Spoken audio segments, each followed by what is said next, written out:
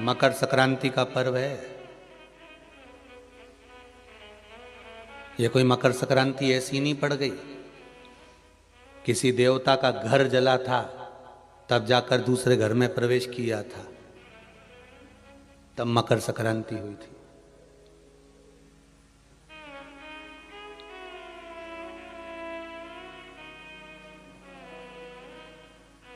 एक बहू ने अपने ससुर का आदर नहीं करा था तो पिता ने बेटे के घर में आग लगा दी थी, केवल क्रोध में। तब जाकर ये मकर संक्रांति पड़ी थी। कोई ऐसे ही पड़ गई मकर संक्रांति?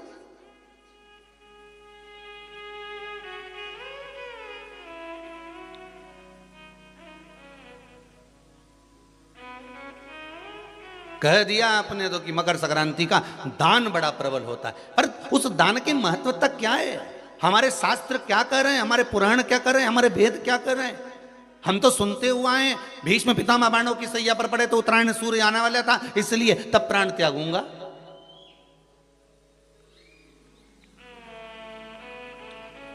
मकर राशि में सूर्य प्रवेश करेगा तब मैं आनंद पाऊंगा, तब मैं दान करूंगा, पुण्य। तो आखिर दान की महत्वता इतनी प्रबल कैसे हो गई? वो तिल की महत्वता इतनी प्रबल कैसे हो गई? वो गुड़ की महत्वता इतनी प्रबल कैसे हो गई?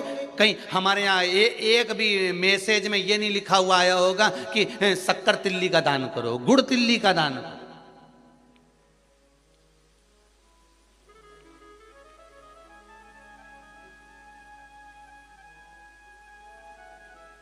ज्योतिष के हिसाब से तिल शनि है और गुड़ सूर्य है। ज्योतिष के हिसाब से तिल शनि है और गुड़ सूर्य है। कोई साधारण सा भाव नहीं प्रगटा है महाराज जी। इस मकर संक्रांति पर केवल लोगों ने कह दिया कि पतंग उड़ा लो, तो कितनी अच्छी बात है, हिंदू धर्म में कम से कम एक दिन दिया, उड़ा लो जितनी मैंने उड़ाओ, पर एक ही दिन उड़ाना रहे और एक ही दिन काटना।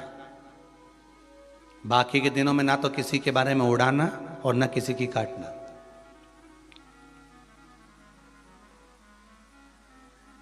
मकर संक्रांति का पर्व देखना है तो पुराना उठाकर देखिएगा कि हमारे यहां मकर संक्रांति का भाव क्या व्यक्त करता था,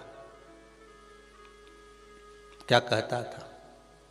ना तो किसी के बारे में उड़ाओ और ना काटो। किसी की बहन बेटी जा रही है उसकी उड़ा दी, कोई का लड़का है तो उसकी उड़ा दी, कोई की सास है तो उसकी, कोई का ससुरा है तो उसकी, कोई गुरु है तो उसकी, कोई ब्राह्मण है तो उसकी, कोई बड़े से बड़ा मठाधीश पीठाधीश संत महात्मा जोगी सन्यासी तपस्वी जिसको तुम जानते तक नहीं, किसी की बहू बेटी को तुम पहचानते तक नहीं, किसी व्यक्ति को तुम पहचानते तक नहीं, एक बार नहीं मिले, बस एक व्यक्ति ने उड़ाई तो इन्हें भी ढील दे के उड़ाई।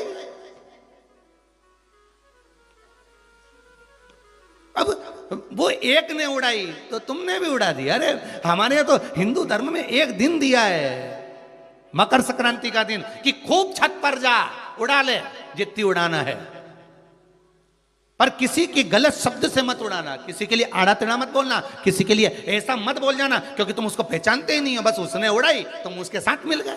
दे ढील, चरखिल तो तुम ही पकड़े थे। उड़ाए जा उड़ाए जा उड़ाए जा।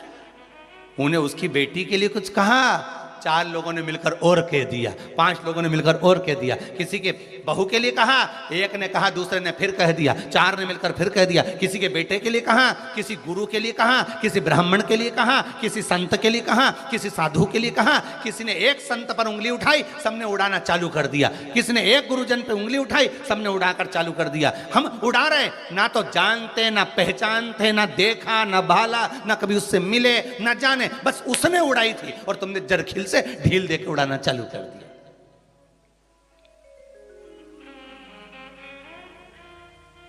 अरे कितना हमारी भारत की भूमि को पहचानो तो रे भाई। ये वो भारत की भूमि है जहां मोहल्ले में एक दुकान लगी हुई है और एक दुकान की अगर बोनी नहीं होती थी तो दूसरी दुकान वाला अन्न नहीं खाता था। वो नियम अभी भी खत्म नहीं हुआ, अब मरे तक रह गया कि मोहल्ले में कोई मर जाता है तो मोहल्ले के लोग अन्न नहीं बनाते, खाते नहीं जब तक कि वो अर्थी नहीं उठ जाती। पर आज के समय में तो वो भी गया, ये तो अंदर जाके समोसा निपटा लेता है। तो कहा आज के समय में कौन रुकता है? मोहल्ले में मरा, पर पहले नियम था कि एक मोहल्ले में जितनी दुकान होती थी उस दुकान के बाहर एक कुर्सी रखी होती थी। प्रत्येक दुकान के बाहर एक कुर्सी रखी होती थी। ग्राहक आता था, कुर्सी पर बैठता था, कुर्सी पर बैठता, सामान खरीदता, सामान खरीदा जिसकी दुकान से कुर्सी, उस दुकान को जब बाहर रखी थी वो कुर्सी फिर अंदर रख लेता था।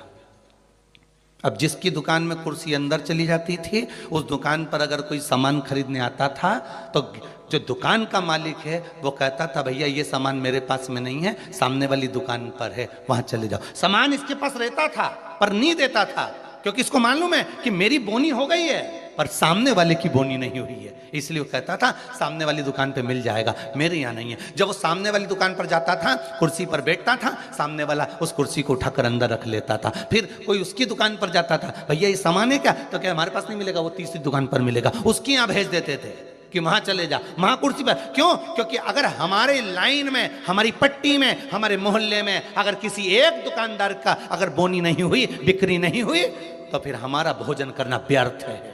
ये हमारा हिंदू धर्म था, ये मेरी भारत भूमि का गौरव था। और एक आज का जमाना, जो मिल जाए जितना मिल जाए निपटा लो, फिर मौका मिले कि नहीं मिले। आज के जमाने में बस निपटाओ, अपन तो काटो, दे के काटो।